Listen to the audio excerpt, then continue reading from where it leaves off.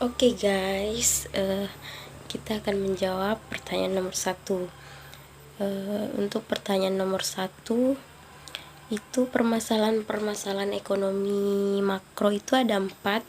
Yang pertama, pertumbuhan ekonomi terganggu. Yang kedua, tajamnya angka pengangguran dan kemiskinan. Yang ketiga, kekalahan daya saing. Terus yang keempat itu ada inflasi.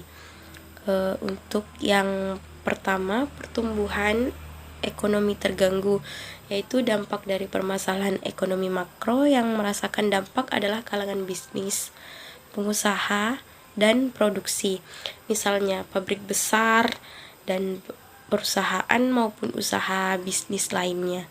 Tidak dapat dipungkiri jika perusahaan mengalami kesulitan sampai terjadi kebangkrutan. Dampak paling luas pun akan merambat ke pertumbuhan ekonomi. Terus yang kedua itu ada tajamnya angka pengangguran dan kemiskinan. Permasalahan ekonomi makro yang tidak dapat dihindari, semakin banyak pengangguran akibat perusahaan yang tidak mampu bersaing dan bertahan. Akhirnya bangkrut dan mau tidak mau harus melakukan PHK karyawan demi berdirinya suatu perusahaan tersebut. Harus melakukan rekrut karyawan baru, justru menambah angka pengangguran. Padahal satu perusahaan anggap saja bisa mempekerjakan 35 karyawan. Jika dikalikan 10 perusahaan, sudah berapa karyawan yang diserap? Sedangkan jika 10 perusahaan, hanya tersisa 5 perusahaan yang bertahan. Sisanya bangkrut, maka akan menyumbangkan 175 karyawan yang akan menganggur. Yang ketiga itu ada kekalahan daya saing. Dampak yang akan berpengaruh akan mengalami kekalahan daya saing. Tentu saja konteks daya saing dalam hal ini adalah daya saing melawan perusahaan besar yang memiliki power besar, sehingga pasaran secara nasional pun menjadi lesu dan tekanan akan menjadi lamban. Masalah ini akan semakin parah jika masyarakat memiliki kebiasaan dan rasa bangga membeli akan produk-produk dari luar. Terus yang keempat itu terjadinya inflasi. Terjadinya inflasi tinggi akan berpengaruh pada tingginya hutang luar negeri yang berpengaruh dunia perbankan di Indonesia. Bentuk kesulitan yang paling terasa masalah likuiditas dan akibatnya terjadi pemecatan di sektor usaha akibat terlalu besar beban utang negara. Kita lanjut ke nomor 2. Oke, untuk soal nomor 2 yaitu untuk menjaga stabilitas makroekonomi diperlukan 2 kebijakan penting, yaitu yang pertama, pemenuhan berbagai faktor pendukung bagi pertumbuhan ekonomi dan penyerapan tenaga kerja, khususnya percepatan pembangunan infrastruktur baik fisik maupun non-fisik. Yang kedua, ada pengembangan sektor ekonomi potensial yang berdaya saing tinggi dengan mengoptimalkan pemanfaatan teknologi informasi digital dan e-commerce. Terdapat 5 kesepakatan kebijakan yang konsisten dan bersinergi, yaitu ada percepatan infrastruktur, pengembangan sektor ekonomi potensial, perkembangan sektor industri, mengembangkan sektor pertanian, dan mengembangkan sektor pariwisata. Next, nomor 3. Untuk soal nomor 3, untuk kebijakan pemerintah yang kurang baik menurut saya,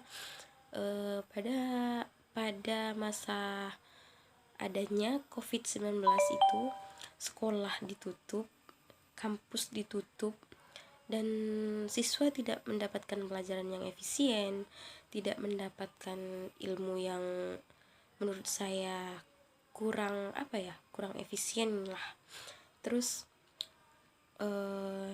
tidak mendapatkan penjelasan yang secara detail, yang hanya sekolah dengan online, yang hanya dengan Android, tidak mendapatkan penjelasan yang secara detail.